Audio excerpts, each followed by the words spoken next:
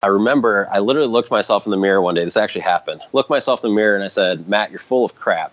And I had a conversation with myself and basically said, you either need to put your head down and focus, or you need to get out altogether and go do something else.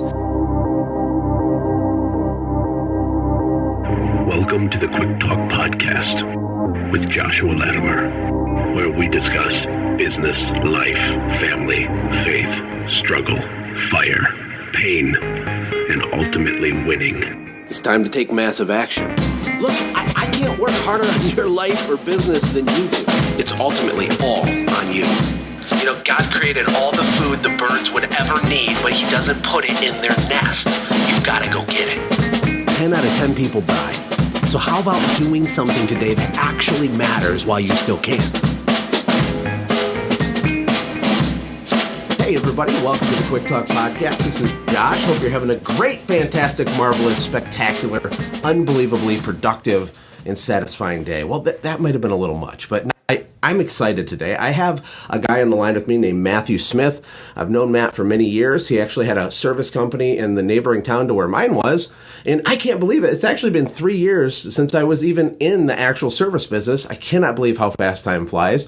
But he has an incredible story. And he's been helping a lot of people on YouTube. And I've been watching kind of behind the scenes, watching his company grow and all the systems he's building and the team that he's assembling. And I just thought his story would be super valuable for you guys to hear. And so, Matt, welcome and thank you. How the heck are you? Hey, I appreciate it, Josh. I'm doing really good.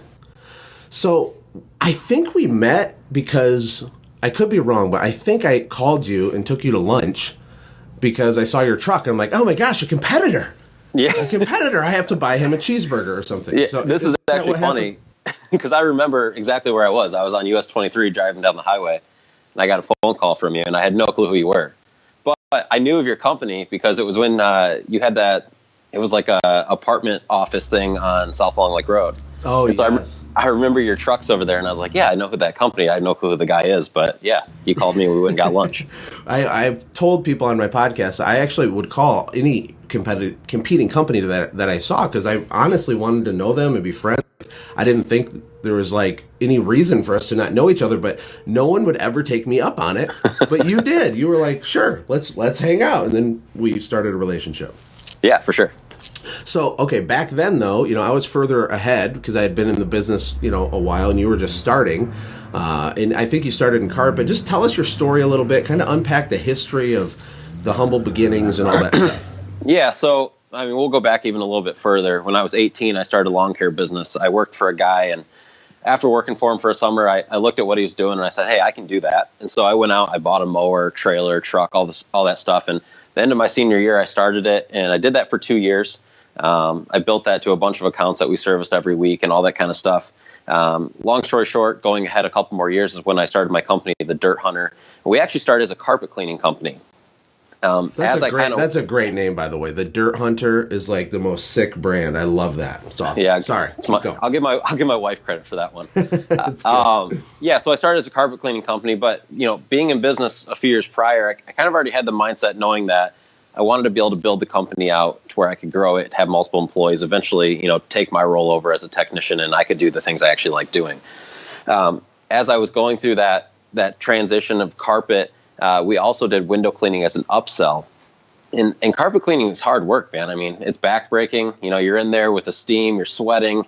And I started to think, you have to mix the chemicals just right when you're doing upholstery and all this other stuff. And I said, man, how hard is it going to be for me to train guys to clean carpet? Well, as I'm kind of going through this process in my head, we're starting to do more and more window cleaning. And as you know, Josh, window cleaning, you need basically a scrubber, a squeegee, and a rag, and Dawn dish soap. And so we started doing more and more and more of that. And in my head, I started thinking, I think this is more scalable as far as being easier to train employees on. And so I actually ended up ditching the carpet cleaning thing altogether, which may or may not have been a good choice. I don't really know.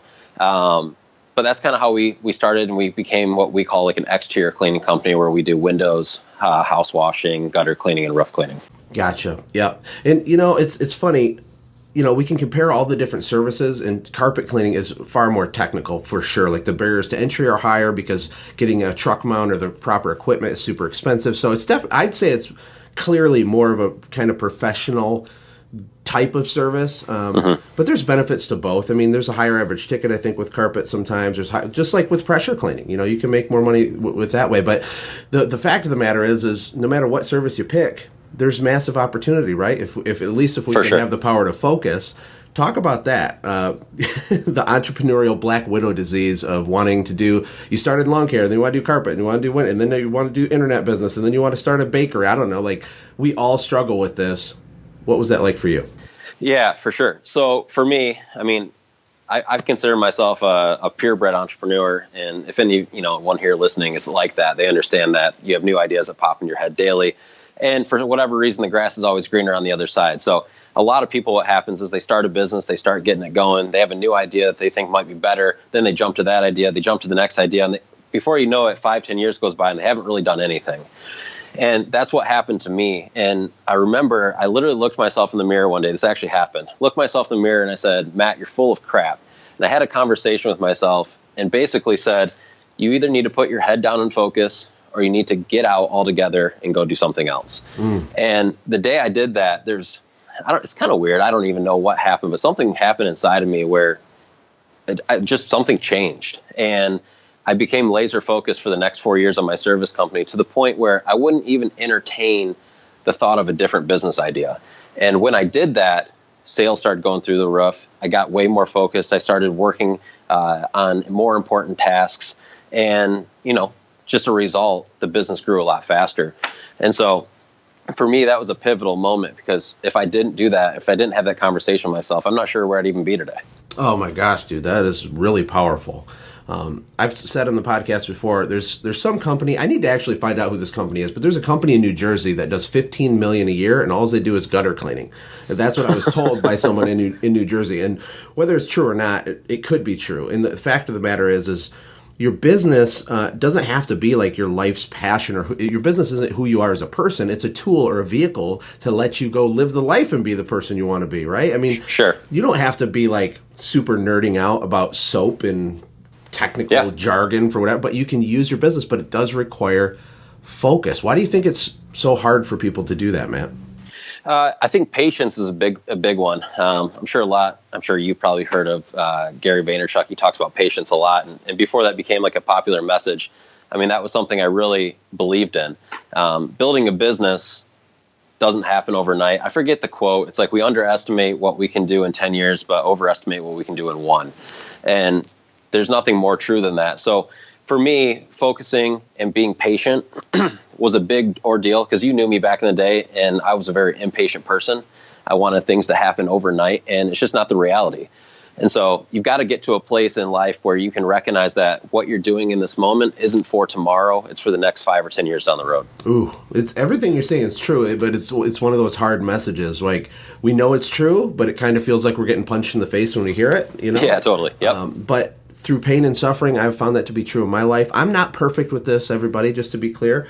I'm an idea factory, just like Matt said he is. We're idea factories, and we're creative people, and we want to start things, build things, and try to help people and do stuff. But you have to have the maturity, and I believe the maturity comes really through pain, right, of continuously getting stuck or going from this project to that project to that project and being dissatisfied with it. If you do that enough, and there's enough pain, eventually you'll have enough calluses on your hand, I think, to where you will try the whole focus thing. You hear the John Lee Dumas quote, follow one course until success, the acronym for focus, right? You've heard that? Yeah. Yep. It's not super sexy, but it is the path. So let's pivot a little bit. Tell us about your company, some of the systems you've built. After you started focusing and you said you were going to push pause on the other ideas, what happened? What were some of the milestones, the benchmarks? I know you guys have a beautiful office now, and you're in a really, really good market. You got a bunch of trucks. You guys are making, tons of revenue and doing all this stuff. Walk us through some of the pain and different things you've learned going through the process. Yeah. Well, first 2 years, one of my business mentors, I talk about him a lot on my YouTube channel, but he recently sold a pest control business here in Michigan for $22 million. My first 2 years in business, I would meet with him about once a month, and he would always tell me, Matt, the only thing you need to worry about right now is sales. And, I would always be talking about customer experience, and I want to serve people well, and I want to make sure I have the right equipment. And he just always bring me back to sales. All you got to worry about is sales. So for the first 2 years, all I did was put my head down, I made sure the jobs got completed. I made sure we serviced the people well, obviously. But my main priority was to get the phone to ring. I wasn't super concerned about whether my pricing was exact or whatever it was. All I wanted to do is get the phone to ring so I could build revenue so the business could continue to grow.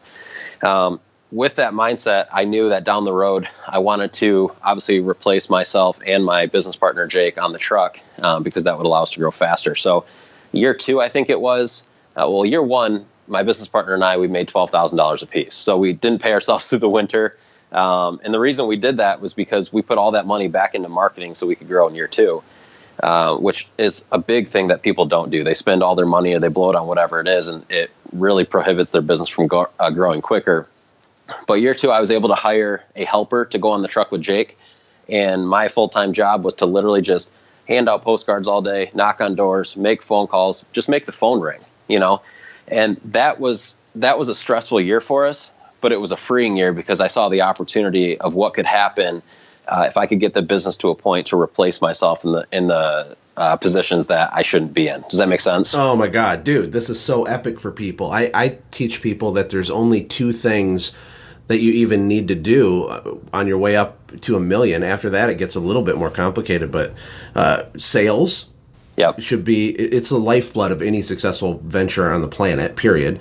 And then people. So it's kind of like this oscillating teeter-totter. So you're driving sales, making yourself get redlined and stressed out and booked out to the point where you're about to break. And then you kind of pivot over and build up a little team around you and coach them and work them imperfectly. And then as soon as they're in place, you have to pivot back to sales. Like, sales is the thing, but people overanalyze stuff. I know you're working with people too, and that you're coaching some people, and people have reached out to you because of the success that you've had. And I don't know how long you've been doing that, but do you feel that people overanalyze everything when in fact it is just as simple as you said? Focus For on sure. sales? They overthink everything. They want to overcomplicate it. And I was probably like that too in the beginning, which is why it's so important to go find somebody who's already done what you're trying to do and just basically copy what they did. And that's a big part of why our business has grown so much, because I didn't try to reinvent the wheel. Josh, you spoke a lot in my life in the beginning. I used a lot of those things you taught me and put into our business. My other business mentor, same thing. And yeah, we put our own twist on things, but there's no sense of reinventing the wheel if you don't have to. People have already done what you're trying to do. Window cleaning isn't something I invented. And there's a lot of successful guys out there that have already built it. So why am I trying to, reinvent a new wheel when there's already been one built and I can just learn from that? Yeah, I have the same mentality. I mean, certain things are foundational truths with your company. And like you said, there's different twists, there's different ways to word it, there's different ways to explain it, different metaphors. But basically, it's all the same types of stuff. I didn't invent it. I learned from people. The difference, I think, between people like you, Matt, and myself and the people that are crushing it out there is that they actually implement and execute on these things, that they do it. So there's a lot of people that will watch your YouTube videos or listen to this podcast, and they're perpetually consuming information without implementing any of it. And I feel like it's a mind trick we play with ourselves. We feel productive because we're learning information, yep, but we're not actually deploying it into the world. And it's slow, and it's messy, and it's not perfect, and it's really hard when you start implementing. It's sexy to listen to a podcast and get fired up, no doubt about it. But when you're out there passing out postcards, thousands per week, week after week after week after week, like, there's nothing amazingly like to brag about. Like, that sucks, right? But yeah, that's the path. For sure. Yeah, sucks bad. I have a big banner on our wall in our office. It's like 10 feet by probably 5 feet. It's huge. It says, "Ideas suck, execution's everything." And I live by that. I mean, I was one of those guys. I sat in the forum when I first started for hours, sometimes half a day at a time, just consuming content. And I became a consumer rather than a doer. And that's when I had to have that conversation with myself and tell myself that I was full of crap and I really needed to begin to execute.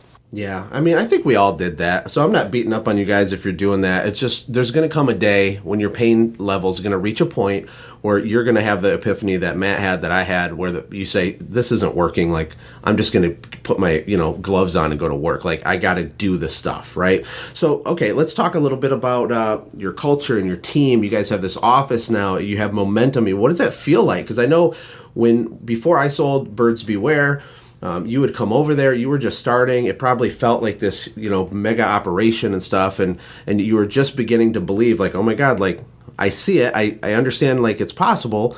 It's logical. Like, there are thousands of people we can serve. We can generate a lot of revenue. But it was theory. But now you're living that. Like, you're doing it right now. What is that like? Yeah. No, I remember coming to your office and sitting in your office, and Kyle was in the other room answering the phones. And I remember coming in there in the morning and the phone's ringing off the hook. And I'm thinking, like, dude, I'm just trying to get my phone to ring once a day. And yours rang, 10 times in an hour or in a half hour, whatever it was. I remember going back to Jake and be like, dude, Josh's phone doesn't stop ringing. Like, what are we doing wrong? But it was just that infant stage of business. That's how it is. That's how you get started. And so now we're kind of in the same thing. And it's weird. I have to kind of check myself sometimes. The month of November is the biggest month of the year for us for gutter cleaning. We do, close to 1,000 gutter cleanings in 1 month. Wow. And, holy smokes. It's insane. It's a service we really, really focus on. And we push for, just like crazy. So the phone doesn't stop ringing. And I remember walking in the office, now 2017, but it was the month of November, and the phone's just going nuts. And my sales guy and my office girl, Kenna, are just answering the phones at the same time. And I had to check myself. I'm like, remember 3-4 years ago when the phone wasn't ringing at all? So awesome. Oh my God. It's really humbling. You kind of like step back and you realize how important a team is, right? Like, yeah. We didn't create any of this stuff on our own, right? No. We got to have the people around us. I think that's awesome. So let's talk about belief a little bit, because I'm doing a podcast every single day in the year 2018, which is insane. And I've already talked about belief a couple of times because I think it's really important. And I know for myself, I literally, in the very beginning for my cleaning business, my goal was to make $500 a week and survive and not deliver pizza. Like, that was a dream life to me at the time. I didn't know what was possible. My belief level was really low because I didn't know. I wasn't exposed to entrepreneurs. I knew nothing. I knew nobody. I just didn't know. And then when you, in the beginning, would come to our company and hear the phone ringing and stuff, how did you manufacture belief? What advice would you give to someone who's like, God, can you really do 50,000 a month, 100,000 a month, 200? Like, it's real. It's just math. Like, it's not emotional to me now or to you, but to the guy who's back where we were, it feels impossible. How do you get them to believe that it's possible? Yeah, I think it's just surrounding yourself with the right people. I was thinking about that today. You hear that quote that parents all tell their kids, you're going to become who you hang around. And it's totally true for adults. When I started my business, I had a big group of friends that I would hang out with, some at church, some outside of church, whatever it was. And I had to really check myself on who I'm hanging out with, because some of these guys, maybe weren't the most motivated. They were good guys to be around, and, nothing wrong with them. But I recognize when I start to hang out with people like that, I start to kind of think that way. And so the biggest thing for me was finding a group of, 5 people in my local area that I could call a good friend, that had similar interests as me, that could keep me motivated. Just hanging around the right people is a huge deal. My family, I think kind of like yours, wasn't that keen on me starting my own company, especially in the beginning. And I don't blame them a bit, because they weren't, my mom wasn't raised that way. She doesn't know any different. Even now, I'll stop by at 12 o'clock in the afternoon on a Wednesday, and she's like, why aren't you at work? And I'm like, well, I was able to take a half a day off. And she just can't grasp that mentality, And so for me, it was very important to get some people around me that did understand that and that could motivate me. And so that would be my biggest piece of advice, is find people that are like-minded. Dude, that is great advice. And again, it goes back to not overcomplicating. Guess what, everybody? You want to change your belief? You want to grow? Be around people that are where you want to be, right? Find someone and model them. That's it. I'm doing that right now, because now I have this app and the software business we're trying to grow, and it's a whole different animal. And when we started the company, it was a total reset for us. Like, we didn't know what we were doing. I've been banging my head against the wall with this software thing for many years. And in the last 18 months, we've really started to figure things out, and we started to grow and scale, and we got momentum and stuff. But it's still a mess. Like, we have to fix so much stuff. And so what am I doing? I mean, model what I'm doing. I paid $25,000 to join Russell Brunson's Inner Circle. Yeah. And like, I wanted to throw up when I sent the money, because that's a lot of money, and people pay me for my courses and stuff, and it's a humbling thing. But I've just come to the point where I know that's the path. Like, he's done it before. He can help me. The people in the group can help me. I need that community. I need that niche community of people living the same crazy, weird, internet-y software world as me. For sure. And it's made a huge difference, man. It's crazy. It's crazy. Are you in any specific masterminds or networking groups? What have you done in a kind of a formal way with that? Yeah, I'm not in any like masterminds or specific networking groups. I probably should be. But more so, I've just really picked out a couple people that I look up to in the business world, locally and all across the country that I get on calls with randomly. But I have one or two guys here that I meet with almost monthly, and it's a huge help. Again, they've done what I'm trying to do, and every time I meet with them, I get value. And just the accountability, right? I mean, for sure. If you tell your mentor, hey, these are my plans, we're going to, double our businesses here, or we're going to do this and that, and then you don't do it, like, that's super awkward. So you're more likely to do it, right? For sure. Totally. So explain what kind of coaching stuff you do, how people can connect with you. What does that side of your life look like right now?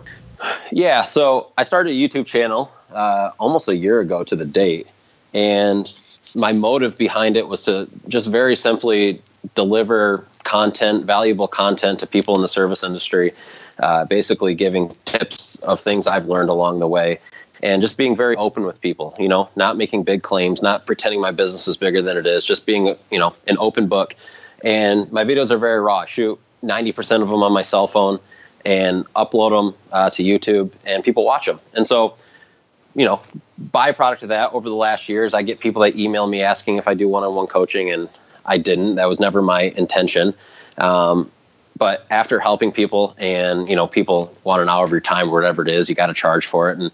And so long story short, I started basically a small little coaching gig, and I only help typically around like 5 to 10 people at a time. But you can go to serviceindustrycoach.com, check out the coaching packages there. Again, you'll like barely ever see me push these because that's just not who I am. Well, you're still focused on your core business, but I also know that entrepreneurs are typically pretty giving people. Like, we like to help. And it's once you help someone and they get a result, it's kind of like addicting. Like, oh my God, I want to help more people change their life and get a result. And I think it's awesome. It's just, the thing is that you got to make sure that you're working with someone who's actually lived and done the things that you're trying to do. And Matt has. I know him personally, and he knows what's going on. He's got great systems and a great company going. So who's your like ideal sized person business wise, like your avatar? Who can you help the most? Yeah, I'd say anyone between just starting to a company that does $500,000 a year. A lot of the guys I work with are like kind of stuck in that $50,000 to $100,000 range and just trying to figure out how to get out, how to systemize their business so they can get out of that technician stage. And so anybody like that, and they don't have to be a pressure cleaning company. I'm a huge believer that 90% of service businesses can basically all be scaled pretty close to the same way. So I help people in the surveillance camera business, pressure cleaners, lawn care guys, a lot of different stuff. Yep. I always say the architecture of all the home service companies is really identical. The deliverables different. The end thing that you're selling is different. But the infrastructure of the company, it's the same stuff. You still got to follow the same process. So that's really cool. And your YouTube channel is youtube.com/service industry coach, correct? Yep. That's awesome, man. I appreciate you taking the time. I was really excited to connect with you. We haven't talked in a really long time. And it's awesome. I'm super proud of what you've done. I think it's amazing. And I know it's just the beginning for you. Hey, I appreciate it, Josh. And just so you know, I push all of our coaching people to your podcast, and they're eating it up. So I appreciate it. Oh, very cool. That's awesome. Yeah. All right. We need more Quick Talk listeners. Hey, everybody out there, I just want to thank you guys for all the iTunes reviews that you've given us. Super, super appreciate it. It's helping us reach more people. And if you haven't done so yet, take 60 seconds, leave us a review, and make sure you connect with Matt. If you're stuck and have a small company, pay some money to get some accountability. Pay a few bucks and try it out. See what happens, because you're going to get results. I've gotten results. Matt gets results. It's just, I don't know. I'm being a broken record at this point, but I appreciate your time today. You probably need to go develop your plan to do 2,000 gutter cleanings this year, right? That's our goal. Is it really? No, it's not. Oh my gosh, 2,000? Yeah. That is crazy. 1,000. I'm like supposed to end the podcast now, but now I'm stuck in this thing. 1,000 gutter cleanings. So that's like, what, like 30 a day, 7 days a week or something, or 40 or 50 a day, 6 days a week? Yeah, we were doing around 40 to 50 gutter cleanings a day. How? Yeah. I mean, let's talk logistics briefly. I'm sorry, this is a weird podcast now, but I think this is really interesting. Yeah, for sure. So basically, I'm a big postcard guy, every door direct mail. during all year long, except the winter, we send roughly 10,000, but for gutter cleaning, we ramp that up a lot. We have a lot of yard signs. When I say a lot, we put out like 1,000 of them this year, all over. They get taken down. We put them back up the next day, and we do that for an entire month. That is so awesome. Billboard. Yeah, we bought a billboard this year, which was a horrible mistake. We got no return on it. Yeah, now we know. We do a lot of Facebook ads, do tons of Google AdWords. So we really ramp up our budget, and we spend a ton of money for marketing for our gutter cleaning service. We could have like a whole second podcast with this now, because the couple things I really liked that you just said was you didn't buy 25 yard signs. You bought 1,000 yard signs. People don't do enough to create momentum. They're also horrified to spend money on a customer, which boggles my brain, because it makes no sense with a repeat service. I don't care if you make no net profit on the first transaction. If you're going to keep them for the next 10 years, that's like the most profitable thing on the planet. Why are people so scared to acquire customers through paid channels? Yeah, I don't get it either. And the most important thing is we spend the money up front to acquire all these customers. But what I think we do really well is we hammer these customers multiple times a year. So we're getting multiple cleanings out of them. So I might capture somebody for gutter cleaning in the fall, but I know that they're probably going to buy from us in the spring of next year. Then they're going to get gutter cleaning again in the fall. And that's how you really ramp up and build your company. Mm-hmm. Yep. I mean, you can make it take 20 years if you want, or you can do what Matt's talking about. You go way over the top, massive action, huge numbers and results. You don't do 1,000 postcards, you do 100,000 postcards. If you're going to do EDDM, you got to commit to it for the whole season and be consistent, or don't even waste your money on it, because it won't work. You got to hit them every month. Be consistent. Yeah. Pick your routes. Pick your targeting. Like, you could almost pick any form of marketing, in my opinion. You can tell me if you agree. And any of it would work. It's all valid, but you have to go deep on it and big with it and hammer it and be a relentless broken record with it, right? For sure. And probably the biggest thing that I hear guys say, they're like, well, I tried every door direct mail, but it didn't work. Oh, God, that's so frustrating. I know. It's like, dude, I've been hitting the exact same routes for the last 2 years every single month. That's why it works for me. Yeah, I mean, it takes commitment, it takes patience, and it takes real money. Focus. I mean, it makes your butt pucker up a little bit when you're writing these big fat checks to do stuff like that. But you have to just trust that this is the path, because it is the path. If it's not working, tweak your design. Don't give up on it. Fix it. Become a ninja master at it. And then when you come out the other side, like Chris Lamborghini's in New Jersey, his company, I think, did about $3 million, mostly residential at its peak, and his whole company was built just off of direct mail. That's it. But he was so good at it. He had spent hundreds of thousands of dollars making mistakes to figure out how to do it the right way. I mean, anyway, I think that's really cool. I love the 1,000 yard sign thing. I love that you're doing 50 gutter cleanings a day. That's madness, but sounds really awesome. Make some videos on that. Do you have videos about that? As far as like the actual operation of it? Yeah, that'd be really cool. No, we don't, but it's insane. Yeah. Well, hey, I think it's awesome, man, and good job. Good job. High five. Thanks. Over the internet. It was great catching up with you. Everybody go to serviceindustrycoach.com. Connect with Matt. He's a super cool guy. Thank you for your time, Matt. Hey, appreciate it, Josh. Hey, thanks for hanging out, friends. And from all of us here at the Quick Talk Podcast team, we hope you loved today's show. We hope that you were inspired to become a doer and not just a listener. Apply what you've heard today in your own business and watch things change for the better. Lastly, remember that all the money in the world can't save your soul. Seek first the kingdom of God, my friends. We'll see you next time. For more information about the Quick Talk Podcast or Joshua's other businesses, visit our website, quicktalkpodcast.com. Have a blessed day.